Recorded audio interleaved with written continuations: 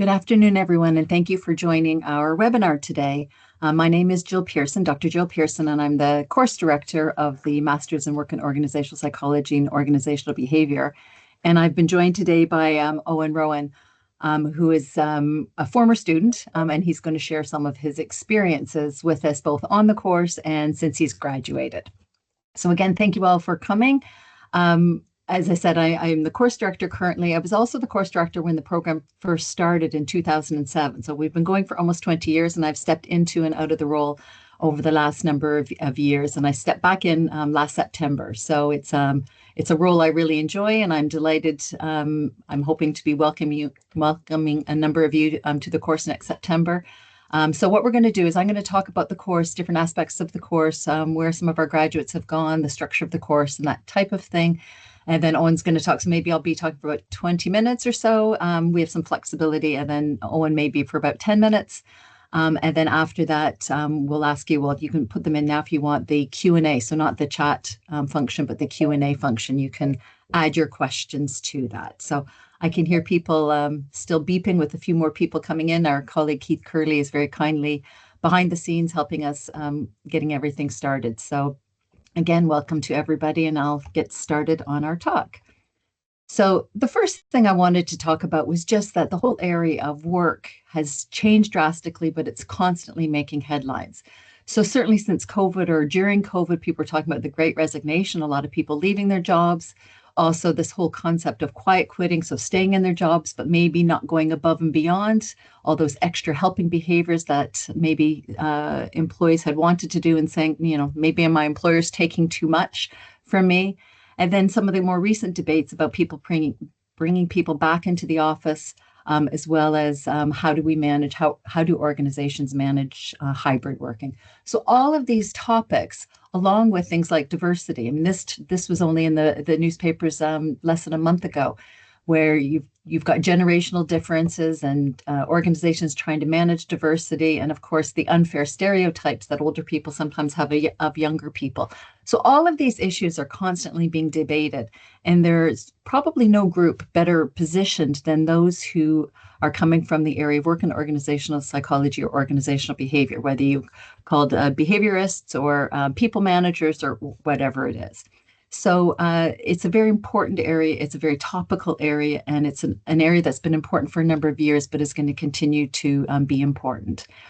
And of course, why is the area important? Well, first of all, we spend so much of our lives, so much of our time working, that how our life is at work impacts our life outside of work. And we know that because workplaces matter. Our job satisfaction has a huge impact on our life satisfaction. And work can benefit people in so many different ways. It provides us with a sense of purpose, a sense of identity, self-worth. It gives us social connection, intellectual challenge, sources of income, of course, the bare minimum. All of this can influence our well-being. But it's really important to remember that work can make you sick, but work can make you happy. And which one, and I'm reading this quote from Johnson et al., which one happens depends on who you are, what you do, and how you're treated at work. So some organizations treat their employees really well, others less well. Some people are very happy in their work. Some people are miserable at work. Some people are miserable when they're not working and they're looking for work. But all of these things are informed by the area of work and organizational psychology and organizational behavior. So whether you call yourself, again, a work and organizational psychologist or behaviorist, this role is really key in helping individuals and organizations to thrive. And thriving employees enjoy personal health benefits, their well-being is good, and they also perform better.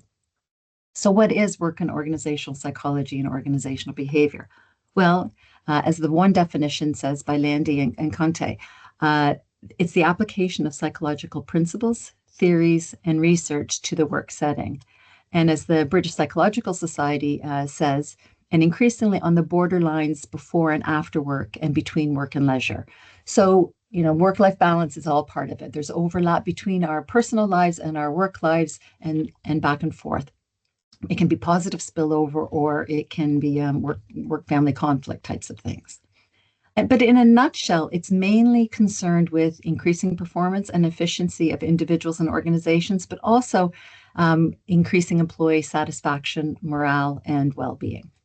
So I often use this idea of two hats. So people who come from psychology are very interested in helping their clients, their service users, their patients. So whether it's clinical psychology, counseling psychology, educational psychology, and so on.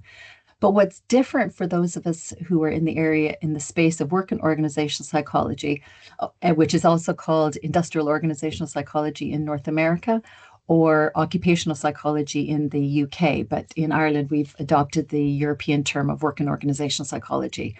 But I've listed up here a number of areas of interest that those who are in work and organizational psychology, organizational behavior really focus on.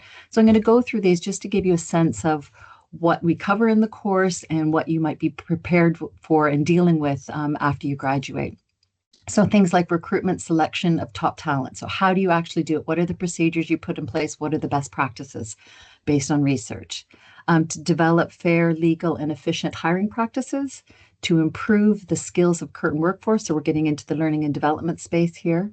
Create a diverse and qualified workforce, develop performance management systems, minimize absenteeism. So what practices can we put in place to affect behavior in the organization and attitudes? Eliminate harassment and discrimination, promote positive change in organizations, foster team, a team type of environment, foster employee well-being, increase motivation and dedication, and understand the complex interplay between teams, departments, and leaders. All of these things. So some of them are very precise. Some of them are more about roles within an HR department, and some of them are about managing the people in the organization more widely.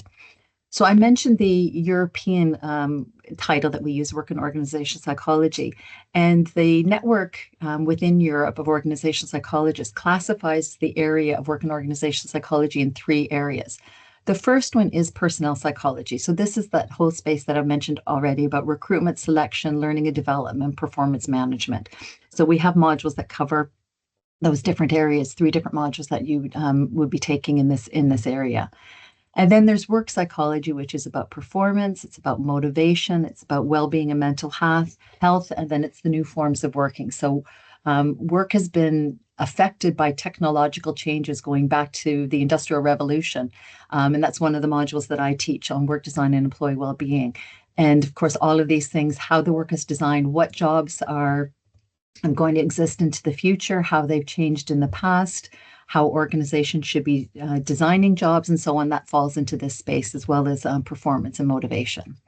And then it's at the organizational level. Organizational psychology looks at diversity, teams, leadership, climate, and culture. So all of these areas fit into the area of work and organizational psychology or organizational behavior. And so what do work and organizational psychologists do? Well, Owen and I were talking in preparing for this session about sometimes very similar jobs have very different titles. And as more technology firms have come in, and I guess forward-thinking organizations, they come up with kind of wackier titles in some ways, like head of people management or head of well-being and so on and so forth. But some of the titles are traditional, some of them are newer titles. So just go through some of these. Organizational psychologist is a title. Management consultant, people and reward consultant is one I found recently. Recruitment consultant. So some people, when they graduate, they go into recruitment type of roles, whether it's in an organization or an outside consultancy. Talent acquisition partner or specialist. And of course, some of the titles depend on the level that you're at. Business analyst, human resource specialist, executive coach, career coach, behavior analyst, HR data analyst. So there's a lot more work in the whole area now around data analytics and people analytics and so on and so forth. We've got occupational health manager, wellness and well-being coaches and specialists, learning and development specialists, organizational development consultants. So that's along with the next title, change management. So one of the things that's a big role for organizational psychologists and those in organizational behavior is really helping to organizations to change from where they are currently to a desired state, and the process of change, but also what we want this new culture or climate to look like and so on. Leadership development specialist, people and culture business partner, again, one of the newer titles, line managers, and of course, university lecturers. So a number of years ago, we had a student, her background was chemistry, but she had worked her way up in an organization where she was managing a lot of leaderless teams. So they were all semi-autonomous teams where they were trying to manage themselves. And her background was chemistry. So she had progressed in her career where she had a lot of responsibility, but didn't have a background in psychology and didn't even have a background in human resources or the people side of things, but she was responsible for a lot of people. So a lot of what we were doing on the course really benefited her in her role in her organization. So there are a number of organizations. I've put up a few of the logos here of companies that have hired us. So Aon is a psychometric testing organization. That's one area that they do. Wellaba does a lot of work on artificial intelligence and using that to inform their consulting practice. There's a lot of consultants in there. We've had people, we've got somebody who's a former student working at Eli Lilly. She's head of wellbeing in Ireland for that and has hired other students who are who were classmates of her on the role. So you can see a number of the consulting firms there, as well as companies like Dunn's or the health service executive and so on. Recently, I added some of these, some logos at the bottom, because I wanted to let people know, especially those coming from psychology, who are trying to make career decisions around, am I going to stay in the psychology area, maybe go into clinical or counseling psychology, or really wanting to help people who are struggling? Or do I want to use my knowledge and interest in psychology to work more in a corporate type of job, which some of these consulting firms talk about? And so I just wanted to kind of give you a sense that, yes, of course, you can come in and do this type of degree and go into, the corporate world, help those corporations to manage their people better, to make sure employee well-being is better. But of course, I've made that comment about the two hats. You're being paid by the organization, so you're trying to help the organization be more effective, but you're also keeping in mind that well-being piece. And sometimes when you've got corporate jobs, they think about employee well-being as a secondary thing. They think about it as, oh, we're not going to attract good people if we don't manage them well, as opposed to necessarily thinking that it's a goal of ours to treat our employees well. Some employers are better than others. So you can use that.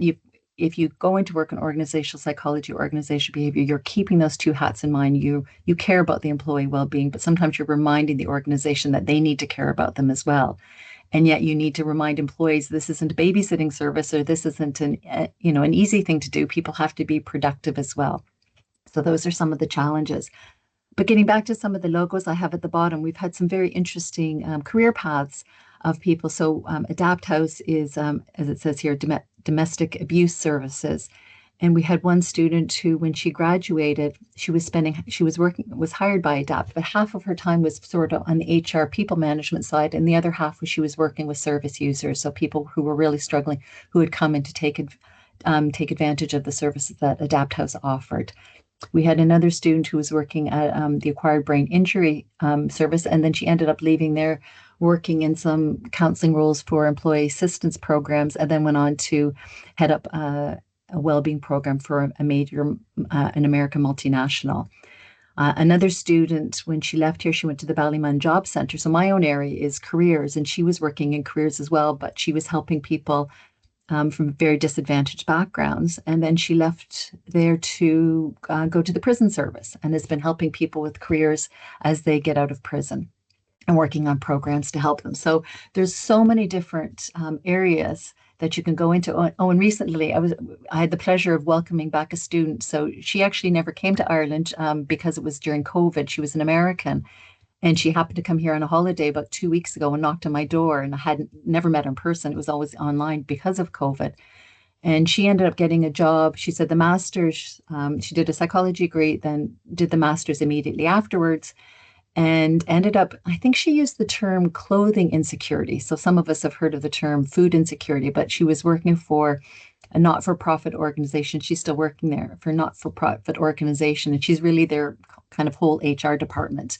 But the master's degree really helped her to get that job. So there's a lot of different organizations that would hire graduates coming from our master's program.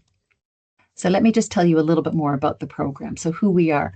Well, first of all, the Chemie Business School is considered to be in the top 1% of business schools worldwide. And how we have this claim to fame is that we have triple accreditation. So EQUIS, AMBA, and AACSB are the three major accrediting organizations, badges of honor, if you will, that business schools can gain. And then we've also got the Athena Swan. I think we're the first business school in Ireland to get the silver level. So we start with the bronze, we've moved up to silver, and that has to do with equity, gender equity within the organization.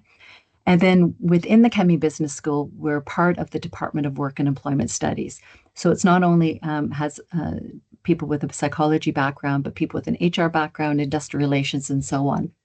So all of those different areas are part of the Work and Organizational Studies program. And I know some programs are based in psychology departments, but we're very happy to be in a business school. So let me just say a little bit more about the program. So we use the two titles, MSc in Work and Organizational Psychology and MSc in Work and Organizational Behavior. As far as we're concerned, it's one program. So the students take all the same classes. Once they come enter the course, everybody is, as I say, attends the same classes. They do the same group work. Everything is the same. The only difference is those who have an undergraduate degree in psychology can enter into and graduate from a master's in work and organizational psychology. And those who come in with a related background, as I mentioned, generally they're people who've done some of the people side of things, whether it's an HR undergraduate degree or a more general business degree with some HR elements to it, enough that we think you have enough of a background to be accepted, or people who've maybe got a different background, but they have years of work experience and are in a people management type of role. They would get into or be accepted onto the MSc in Work and Organizational Behavior. And we've not only is the business school accredited, but we have accreditation for our programs. So for both the OB program and the psychology program, we're accredited by the CIPD, which for those of you who aren't in the UK or Ireland, is the accrediting body for HR. And I think they're even kind of spreading further afield, but it's mostly the very much recognized area for HR. In these islands. And then for the psychology stream, we also have accreditation with the Psychological Society of Ireland.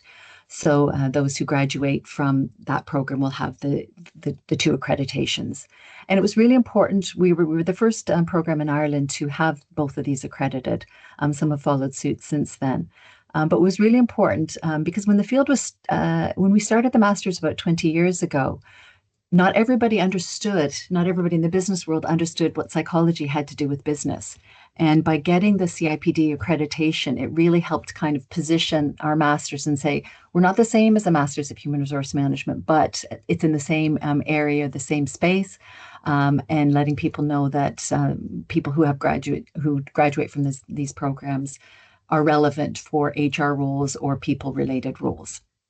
So as I said, we started back in 2007. We have a full-time and a part-time stream. So the part-time stream is over 2 days a week.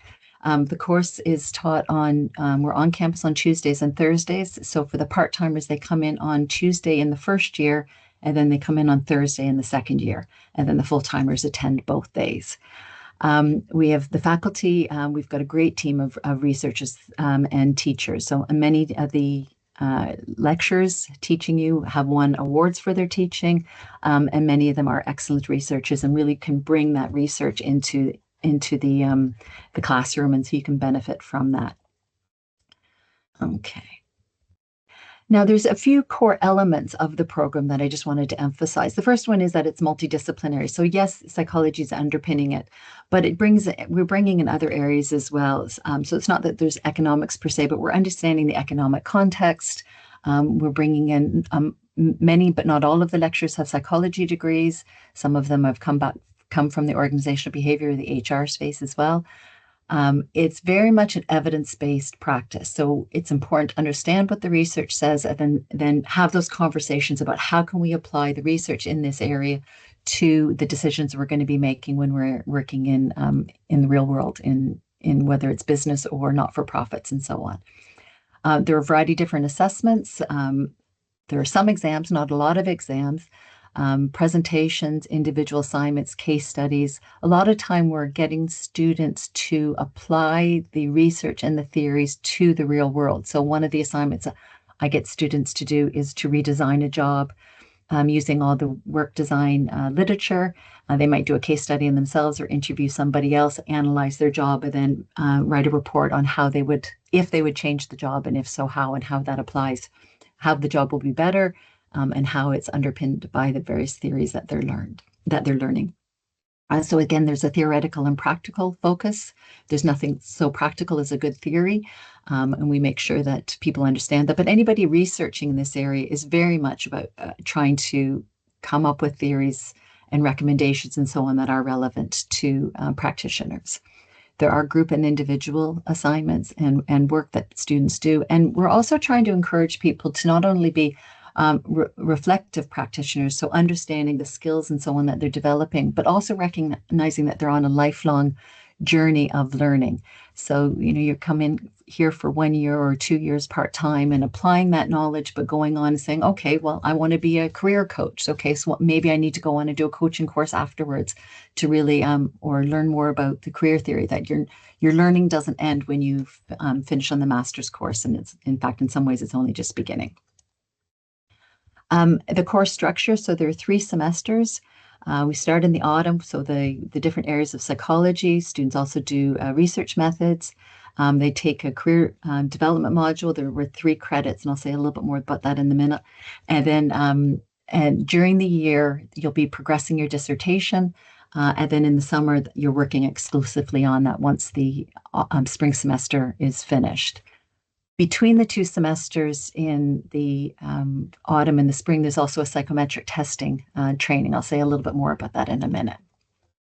So this table here really shows the structure of the master's course. So in the autumn semester, students take the module that I mentioned already, Sustainable Work Design and Employee Wellbeing, that I teach, and also doing the psychology of leading people and organizational and organizations. Okay, so those 2 are the core modules in the autumn semester, and that's on the Tuesday. And then in the on the Thursdays, students do a research methods module. So for those coming from a psychology background who've done a lot of research, it kind of pulls together all of the things that you've done in an undergraduate program. And then for those who haven't done a final year project or research before, it's really a grounding to help people prepare. So my colleague, Jean McCarthy, who teaches that, there was a final exam on that one this year, but she also had students doing a short presentation on their dissertation topic. So students will have met their dissertation supervisor. We tried to do that matching process very early so students can start tipping away and figure what their dissertation, the research project is going to be, can apply for ethics approval sort of around this time of the year, maybe in January if necessary, and progress that. And then you can see there's also a 3-credit module in both the autumn and the spring. It's called professional development. Really, it's a careers module. And the careers office teach it, and it's about managing your employability. So it includes everything from CV preparation to doing assessment centers with real recruiters. And it's done online, which more and more that happens with interviews and so on. And it's really helping students to take responsibility and ownership and have the knowledge so they know how to find a job and so on. So it's quite nice for students because you're looking at both sides, because one of the modules, the next on the list is in the spring semester is the personnel psychology selection and assessment. So in that case, you're wearing the hat about how do we hire people, and then in the professional development module, you're learning about how to get hired. So you're getting a chance to look at both sides. And Donna Truxillo teaches the personnel psychology course. And it's, as I said, it's very much around what is best practice, what does the research say about how to make selection decisions. And interestingly, Donald also does research in applicant reactions. So if any of you've applied for jobs recently, you know it can be very time consuming and organizations can make you jump through a lot of hoops. So you can Donald can help inform you on both sides of it, because when it's an employee's market, organizations don't want to be annoying the best applicants, but at the same time, you want to make sure that you've got valid and reliable assessment methods so that you can predict future job performance as best as possible. Then my colleague Deirdre O'Shea teaches the psychology of sustainable work performance, and that's very much around motivation, performance, and things that you can apply to your organization, but also things that you can apply to yourself.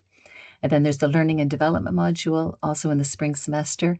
And then there's the second half of the professional skills. Then you can see in the summer, we have the psychometric course is listed there, but really it falls between the autumn and spring semester. And again, I'll say a little bit more about that in a minute. And then also the dissertation. So as I said, we start you in the autumn, but it technically it's listed down as a summer semester. And students will submit their dissertation at the beginning of August. So a little bit more about the psychometric testing. So in the old days, this was called, it's accredited through the British Psychological Society. It used to be called Level A. It's now test user ability. So this is on the occupational side because there's educational ones as well. But this is the British Psychological Society's Certificate of Competence in Occupational Testing, and it's the ability side of things. So very much around cognitive ability and so on. So many organizations would use these kind of assessments to decide who to hire, who to promote, and so on and so forth. There is some prep work to be done in the autumn, filling out some assessments yourself. And then there's a 2-day mandatory course. I'm 99% sure it's going to be on the 13th and the 14th of January. So you would need to block out those days. Now they're online. So when people go home for the Christmas holidays or whatever, they don't necessarily have to be back on campus because the academic semester doesn't start until later in January. But then there's also some follow-up portfolio work to do. And then if students are interested, they can also pay for an additional course. So they've got the personality qualification as well. And I can't remember the cost, but I think it might be a few hundred to pay for that course and they'd be taught together, but you're saving, I think it's well over 1,000 to take the course. So it's might even be 1,500 for that. So students have that option if they want to do that. And really a little bit more going back to kind of how we deliver the course or how people actually learn. Of course, there's the coursework that you can see to the right there, but it's complemented with experiential learning. So very much giving students hands-on experience, whether they're things that we do in the classroom or things that people do outside of the classroom to get your hands dirty. So you're not just learning the theory and memorizing from textbooks and so on. And then another piece of the puzzle is very much learning from others. So I've already mentioned we've got part-time and full-time, and we definitely have had students who are very senior who have hired classmates of theirs. But so the part-time students or the post-experience students bring their war stories, bring their experience, bring their challenges in those discussions to the class. But one of the things I'd like to think through a bit of good design, but also good fortune, is that we've always had very collegial classroom. So just because somebody else gets an A doesn't mean you can't get an A, and people are learning from each other. And the full-time students have a lot to teach part-time students who maybe been out of education for a number of years, kind of how to be a student, how to access libraries. Even if they didn't go to the University of Limerick for their undergraduate degree, they'll be familiar with some of the databases and how searches have changed, and even, how to do bibliographies, that type of thing. So there's a lot of support amongst students in the class, and that helps the learning for all. And then just a couple of things about a warning I do, and if you end up applying and getting offered a place in the course, one of the things that I like to, or feel I need to talk about, is sort of the managing people's expectations around the workload. So ECTS is the European Credit Transfer System, and it's just like when the EU came up with a single currency, that they've done that for the education system at a higher level. And basically, most of our modules are 9 credits, and that equates to 15 hours of learning per week. So whether it's 2 or 3 hours in the classroom, reading, assignment preparation, group work, and so on and so forth. So that turns out to be 50 hours of learning engagement, if you will, per week for those who are on the full-time program, and 25 hours for those on the part-time. And of course, as the end of semester comes, people are spending more time and maybe a little bit less earlier on. And plus students will be working on their dissertation. So it's sort of a word of warning if you're thinking about, can you get a part-time job if you're on the course full-time, or if you've got a full-time job, how many hours will you be able to devote to the learning that's required for the course? And then now just getting on to the entry requirements. So as I mentioned already, we've got the psychology track and then the organizational behavior track. We're looking for first or second class honors. So having a level 8 undergraduate degree, so that's an honors undergraduate degree. For those who have a first class honors or a second class honors, a 2-1, We don't need any work experience. For those who have a 2-2, we really prefer to have people who've got maybe about 3 years of work experience. So all that experience builds into what you're bringing to the table and what you're likely to get out of it. In terms of the application, some of you have applied already, I believe, but we need to have your transcript. We need to have your CV. There's a competency form that we need people to complete. And then if you're coming from a country where English isn't the main language, then the Graduate and Professional Studies and the International Office will ask for your English requirements. We are reviewing these applications in batches. So the first deadline is the 15th of January, and the applications will be reviewed and places will be offered after that. If there's still places open, then we'll be taking more applications in March. And again, if it's not full, from my experience, it's often full-time students apply early on, and people part-time maybe aren't even thinking about next September until maybe the spring. So sometimes those places fill up a little bit later. And there's the link to the course here, but I'm sure many of you found that already. And this just really shows you the same information, but from the website. So the application process, I've circled here, but the competency form that we need you to fill out and so on, and the 2 deadlines. And our contact details are here. So I'm going to pass over to Owen now. Let me see if I can stop sharing my screen here. And Owen will pick up on some things that I might have missed, but he will also tell his own story and journey about his experience on the course and since the course. Yes, of course. Thanks, Jill. And if anyone has any questions as I'm going through my story, I guess, or how I found the course, feel free to pop them into the chat and we can come back to them at the end. But I guess just to give everyone a background on where I come from and who I am, my name is Owen Rowan, as Jill said. I'm from Clare. I went to NUIG for my undergraduate degree. I did my undergrad in psychology. Like many people I speak to anyway, maybe it's bold to make that assumption of people on the call. I was originally kind of interested in clinical psychology and didn't even know when I joined psychology that work and organisational psychology masters existed. But thankfully, in my last year of college, I came across it. We didn't, I feel like it's worth mentioning that in NUIG, we actually didn't cover any module on work and organisational psychology. So that's probably why it took me so long to come across it in UL. And once I did and did my research on it and spoke to a few people, it was something that I was really interested in and really wanted to apply for. I guess what made me apply specifically was, and Jill touched on satisfaction, job satisfaction and life satisfaction, but one key observation that I had and that many of us could probably relate to is, like, we spend, whether we like it or not, we spend a vast majority of our lives at work. We have to, a lot of us. And I feel like it's ingrained in Irish culture a little bit as well, that you constantly hear people expressing frustration and unhappiness with their jobs at times, maybe.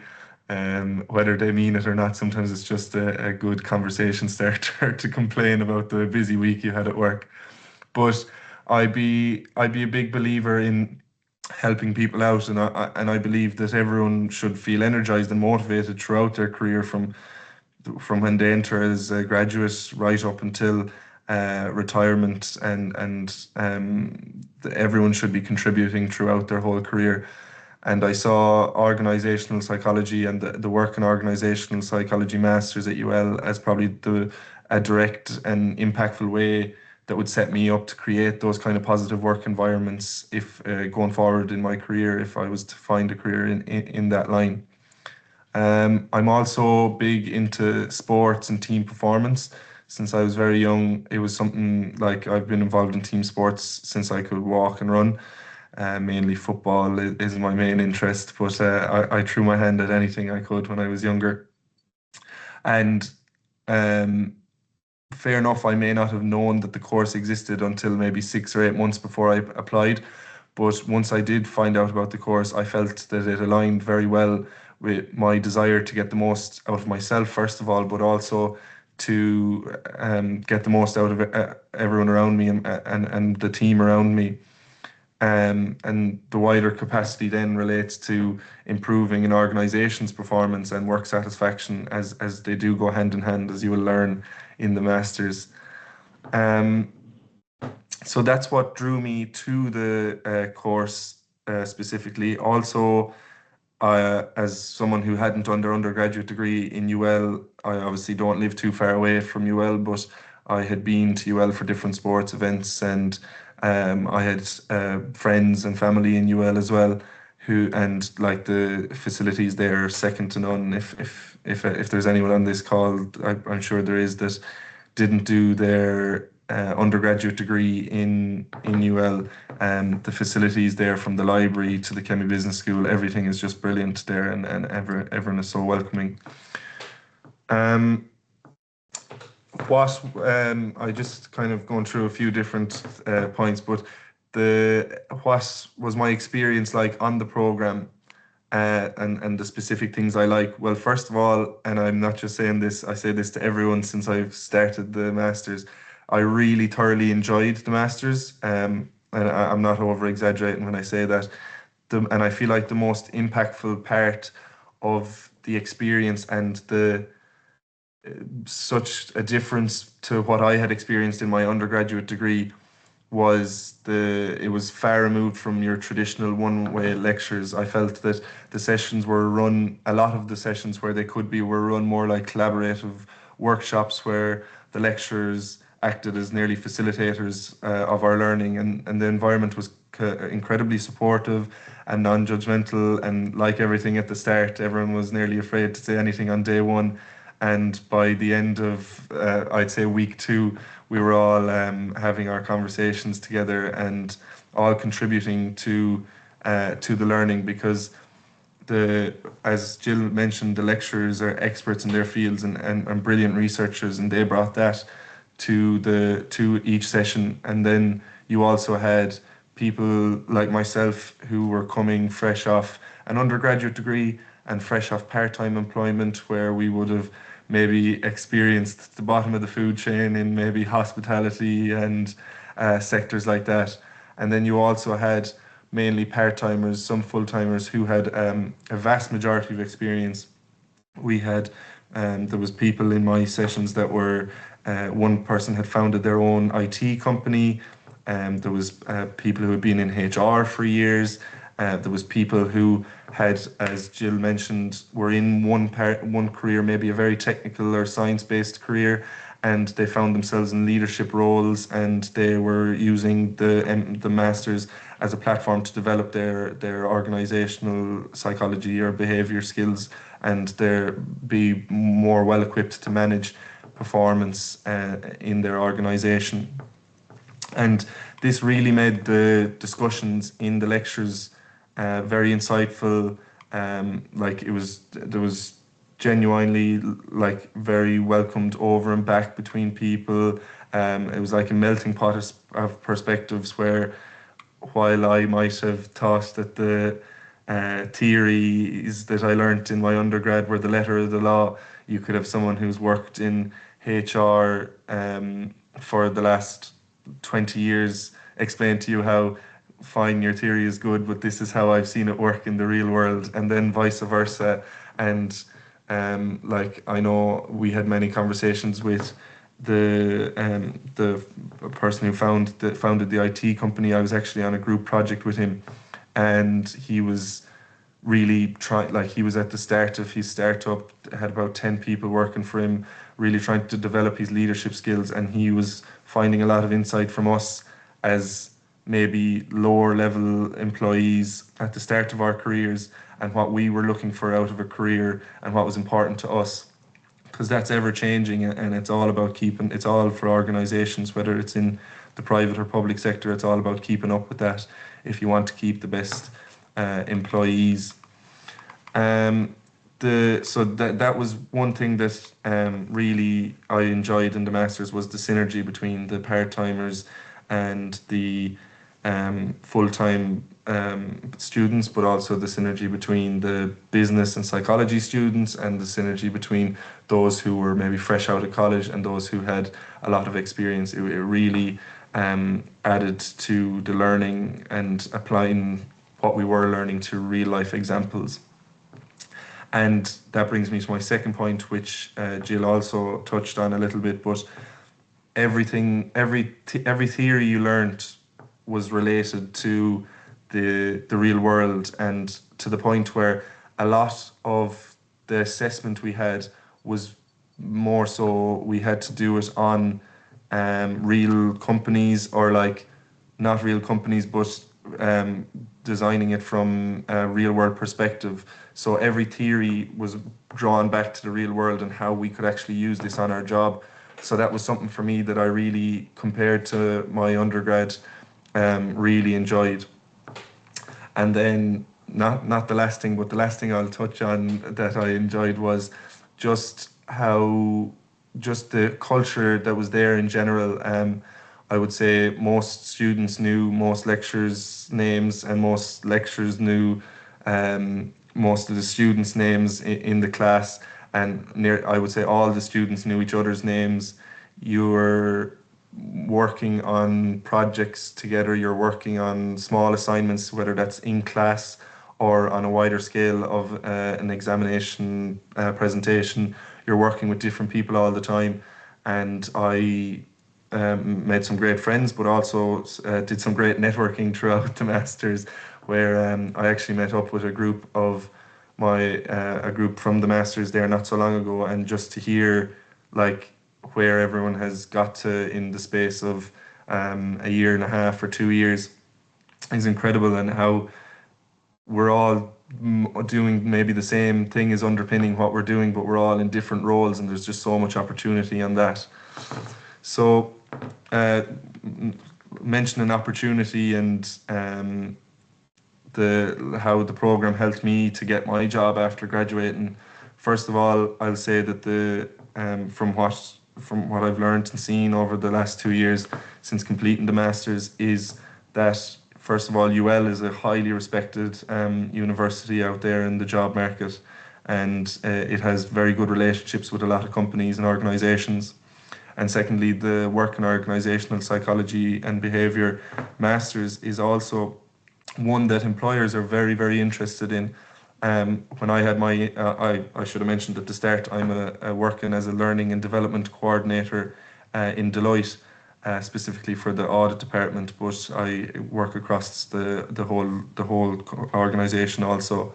But in my interview, they were just fascinated with my masters, and a lot of the leadership had been there maybe 10 or 12 years, and a lot has changed in those 10 or 12 years, namely from COVID has changed quite a lot in how we work, and different generations are being labelled as having different traits, and trying to get the most out of every employee is very important. So they were very, very interested in my masters, in what I could bring to the table, maybe on a fresh perspective, and not on how they could maybe change things that hadn't been changed in a while to align with what's going on in the world now, and the way things are working now. So I would say that it definitely helped me to get the job I wanted, and I know a lot of other people who also got jobs in different areas, and I think there was a question on what roles people work in, and the one thing I will say is that a lot of, when you're looking on LinkedIn or on Indeed or whatever it is for jobs, a lot of the jobs have the same role but different titles. So it's all about just getting your keywords in there and stuff like that. So I know my friends, I just wrote down a list here that obviously I'm working as a learning and development coordinator. I have two friends working in people consulting roles, one in Deloitte and one in EY. I have there was three of my friends went into recruitment slash recruitment / university liaison roles where they liaise with universities and go to the career days and try draw students into different courses or into different roles for the company and like that. Change management consultants. One of my friends is working as a HR and operations analyst, so maybe more on the technical side of things and data-driven side of things. Product owner, people operations managers, and employee relations associate was one of my friends is working as. So there's loads of different titles and loads of different opportunities, and more companies. It's becoming more and more important to them, whether it's for the right reasons or the wrong reasons. As Jill said, it's something that every company needs to have, is a performance management system in place. Nearly all big companies now have a well-being department of something or other, where they manage different events and different resources that are there for improving well-being, because all this well-being, job satisfaction, life satisfaction, all relates back to work performance. So companies are starting to put these departments in place, because at the end of the day, not only is it making happier workers for them, but it's improving the revenue. It's up in the numbers, which is what a lot of them care about at the end of the day. What I'm using on my job at the moment from what I learned in the Masters. So obviously, self-explanatory from the role. The learning and development module is probably one of the one I'm touching on the most. But I would say that the Masters gave me kind of a dual toolkit. So on the one hand, it provided me with technical evidence-based skills from scientists, like a scientific background and a research background, theory-driven insights. But on the other hand, throughout all the modules that I did in the Masters, it honed in on my facilitation and communication skills as an actual practitioner. So a lot of what I do in my role is designing and developing everything from onboarding to offboarding, exit interviews, entry, and then after the interview stage, I recently just finished deploying the onboarding for the audit graduates, 126 audit graduates in Deloitte. So I shadowed a team member on my first year in Deloitte, and this was my second year, and I actually led out on that program this year. So that's just finished their nearly 3 week onboarding through learning and different events and stuff like that. And then while I also organise and deploy that, I am a facilitator within Deloitte. So I could find myself on any given day facilitating to anyone from co-ops and interns all the way up to partner level on anything from presentation skills to leadership content, some of which is deployed by or is provided by the global team within Deloitte and is mandatory content that all of them must cover. And some of them comes up in learning needs analysis and gaps where the business find they need to improve on, and they work on that then. So I would say there's two sides of it. I developed my communication and presentation skills, but also have the technical resources that I can draw on from the Masters. I don't think I have anything else on that, but if anyone else, is there anything I missed there, Jill, or anything you'd like me to share? I don't think so. And Keith has just reminded me that I said I'd talk for 20 and I went for 30, and I think we said you talk for 10 and you went for 20. So okay, brilliant. Maybe I'll go to the Q&A now, and if anybody else has any other questions. So I'm going to actually start. Keith was given a couple of questions before we start, and I think the first one is details regarding the course structure. So I hope I've explained that well enough.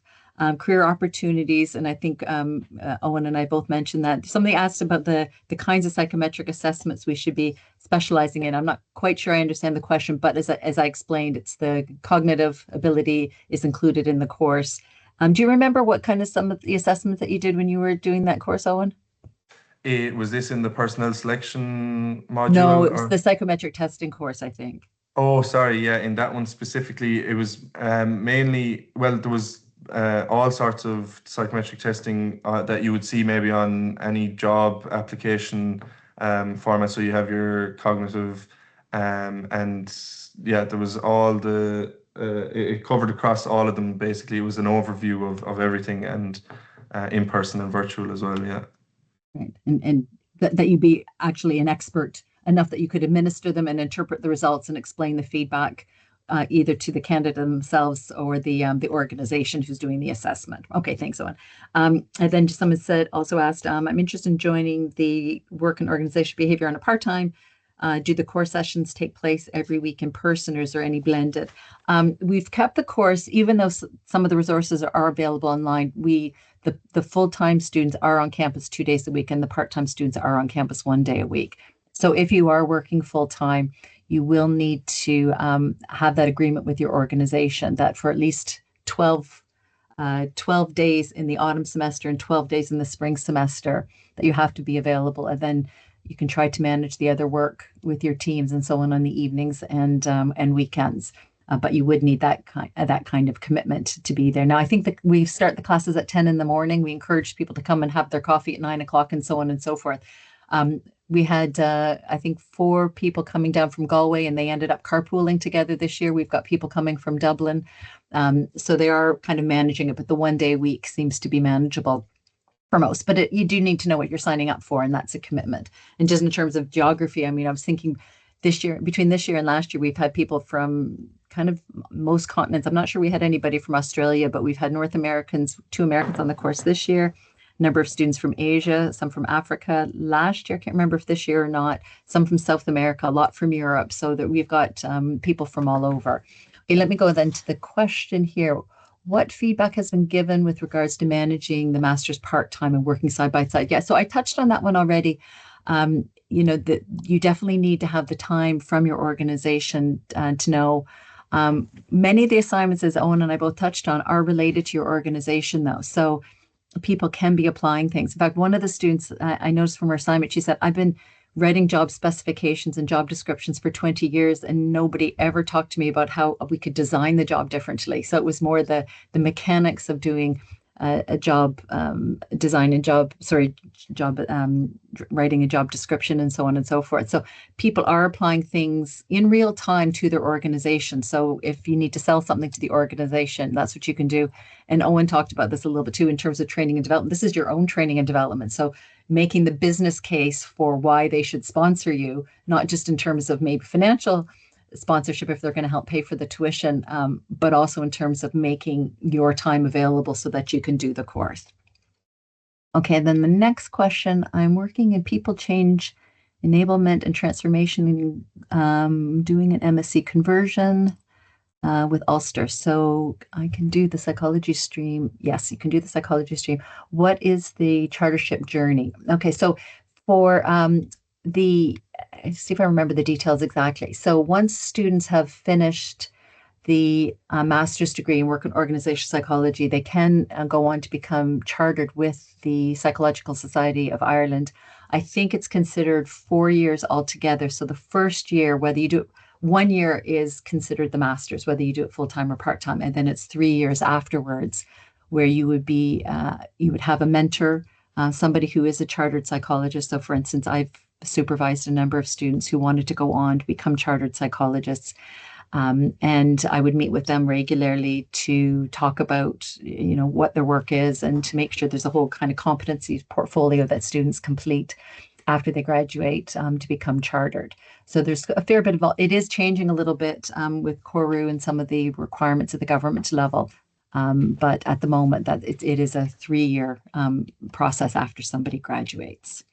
Okay, can you elaborate on the acceptance criteria for people who do not have a psychology or HR degree? This is one where, again, I think put a lot of time into making sure your CV shows the work experience that you have, or so anything, again, people management kind of roles that you've had, and same with the competency form that we ask you to complete.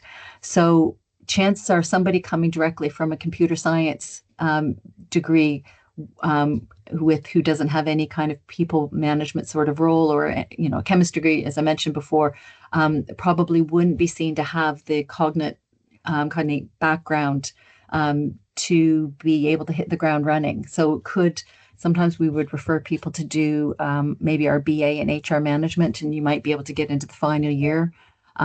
Otherwise, chances are people wouldn't get accepted. Or we have a graduate diploma. Sorry, no, we have an MA in business management. So, and some people have done that 1-year master's and then come on to our master's from there. So just to make sure that they've got the background, because as Owen said, there's theories that he would have learned as an undergrad that are important, and people who've got industry experience, and they're bringing that to the table. So if you don't have the degree or the work experience in the right area, then chances are you wouldn't be accepted. But if you've got either of those, then I would strongly encourage you to apply, because if you've got some work experience in the area, then it would be seen to be relevant.